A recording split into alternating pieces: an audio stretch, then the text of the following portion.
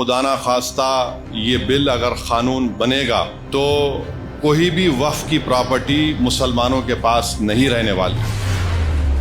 नरेंद्र मोदी की हुकूमत ने अपनी नफरत को इस कानून में जो शक्ल दी है कि वक्फ बाय यूजर खत्म कर दिया जाएगा।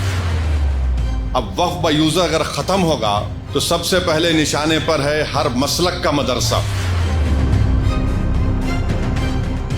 जो बीजेपी की हुकूमत पूरे मुल्क में वक्फ की जायदाद का जो बिल लेकर आई है, मैं सिर्फ मुख्तसर से अल्फाज में अपनी बात को बोलकर यहाँ से रुखसत हो जाऊंगा कि अगर ये खुदा ना खास्ता ये बिल अगर कानून बनेगा तो कोई भी वक्फ की प्रॉपर्टी मुसलमानों के पास नहीं रहने वाली, सब हुकूमत के कब्जे में चला जाएगा। और जिस मंसूबाबंद तरीके से नरेंद्र मोदी की हुकूमत ने अपनी नफरत को इस कानून में जो शक्ल दी है कि मिसाल के तौर पर वे कहते हैं कि वक्फ बाय यूजर ख़त्म कर दिया जाएगा। अब वक्फ बाय यूजर अगर ख़त्म होगा तो सबसे पहले निशाने पर है हर मसलक का मदरसा। मदरसा किसी की ज़ाती मिल्कियत नहीं होती है, तो हर मसलक का मदरसा इनके निशाने पर है। बोलेंगे नहीं, अब वक्फ बाय यूजर का कानून सेक्शन 3 को हमने ख़त्म कर दिया, अब हम तय करेंगे कि कौन उसका मालिक है। दूसरा, हैदराबाद की मक्का मस्जिद है, कानून ये बोल रहा है कि रजिस्टर्ड डीड लेकर आओ आप। तेलंगाना में 33,000 के करीब वक्फ की जायदाद रजिस्टर्ड है। 90% उन जायदादों के पास कोई रजिस्टर्ड डीड ही नहीं है, कोई रजिस्टर्ड डीड नहीं है। तो हुकूमत बोलेंगी देखिए अब आपके पास रजिस्टर्ड डीड नहीं है, वक्फ बाय यूजर ख़त्म हो गया, अब हम इस पर कब्जा कर लेंगे। खबरस्तान है, खबरस्तान के कोई कागज़ नहीं है। खानखाएँ हैं, कोई कागज़ नहीं है। दरगाहें हैं, कोई कागज़ नहीं है। क्या है? वक्फ बाय यूजर है। अगर वक्फ बाय यूजर चला जाएगा तो ये सब ख़त्म हो जाएंगे। और ना सिर्फ ये ख़त्म हो जाएंगे बल्कि खुदा ना खास्ता जितनी मस्जिद की कमेटियां हैं उसमें भी वो लोग बोलेंगे कि हम बीजेपी के लोगों को कमेटी का मेंबर बनाएंगे। आप नमाज पढ़िए, इससे आपको क्या करना है। और ये बिल में यहां तक लिखा गया है कि इस अगर वो कानून बनेगा तो उसके रूल्स भी नरेंद्र मोदी दिल्ली में बैठ के बनाएंगे।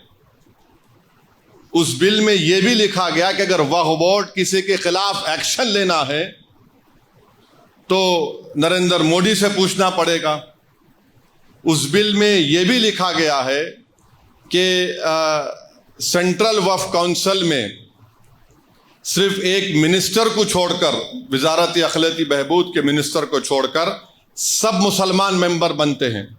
अब उस बिल में कहा गया कि ये कम से कम 2 बनेंगे। अब हुकूमत 7 भी बना सकती।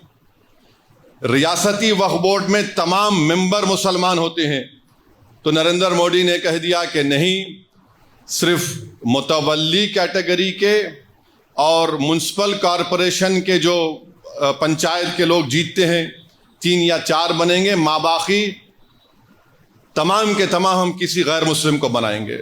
रियासती वक्फ बोर्ड में इलेक्शन होता था मुतवल्ली कैटेगरी का, बार काउंसिल के कैटेगरी का, एमएलए कैटेगरी का, एमपी कैटेगरी का, सब खत्म। हुकूमत उनको नामजद करेगी। और याद रखिए, मैं खुल के कह रहा हूं, इसके पीछे ये लोग भी हैं जो खत्म नबुव्वत के मुनकरीन हैं। ये शयातीन, ये गंदी नाली के कीड़े इसके पीछे हैं। इनका मकसद एक ही है कि किसी ना किसी तरह ये वक्फ के कानून को ख़त्म कर दिया जाए। तो इसमें बहुत सी शैतानी ताकतें मुलविस हैं। और वक्फ का ट्राइब्यूनल है।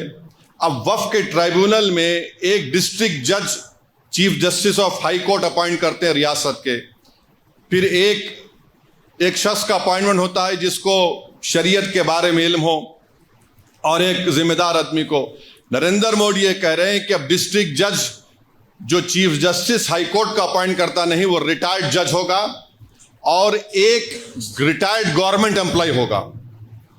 मेरा जो मुशाहिदा है, जितने गवर्नमेंट के इस तरह के इंक्वायरी कमिटीज बनते हैं जिसमें रिटायर्ड जज होते हैं, एक रिटायर्ड गवर्नमेंट का सर्वेंट होता है। मिसाल के तौर पर बरसों पहले मुफ्ती गयास को मालूम होगा, 1996 میں تالاب کٹے میں ایک فائرنگ ہوئی تھی جس میں ایک معصوم عورت فرسٹ فلور پہ تھی، شہید ہو گئی تھی. وہ کمیٹی میں کہہ دیا گیا کہ پولیس نے اپنی جان بچانے کے لیے فائرنگ کی. رپورٹ ہے، شاید کچھ نام ہے کمیٹی کا. پھر مکہ مسجد کی رپورٹ ہے، وہ آج تک نہیں نکلی.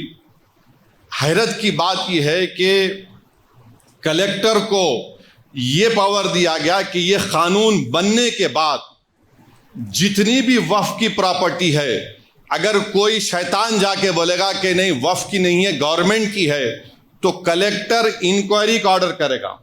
اور کلیکٹر انکوائری جب آرڈر کرے گا تو کلیکٹر یہ کہے گا کہ تا وقت انکوائری مکمل نہیں ہوتی یہ وقف کی پراپرٹی نہیں رہیں گی.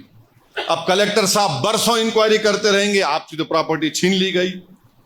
کیسے انکوائری کریں گے؟ تو انگریزی میں استعمال کیا گیا whatever he deems fit, یعنی وہ جیسا چاہے انکوائری کر سکتے. قانون کا ایک بنیادی اصول ہے کہ کوئی بھی اپنے مسئلے میں جج نہیں بن سکتا، مگر کلیکٹر کو اب بنا رہے ہیں. اور پھر اس بل میں یہ بھی کہا گیا کہ جتنی جائیدادیں پر وقف کی جائیدادوں پر گورنمنٹ قابض میں ہے، کلیکٹر اس کا فیصلہ کریں گے. اور گورنمنٹ کے حق میں فیصلہ کریں گے تو کلیکٹر ریونیو کو بولے گا، وقف بورڈ کو بولے گا ریکارڈ صحیح کرو، یہ گورنمنٹ کی پراپرٹی.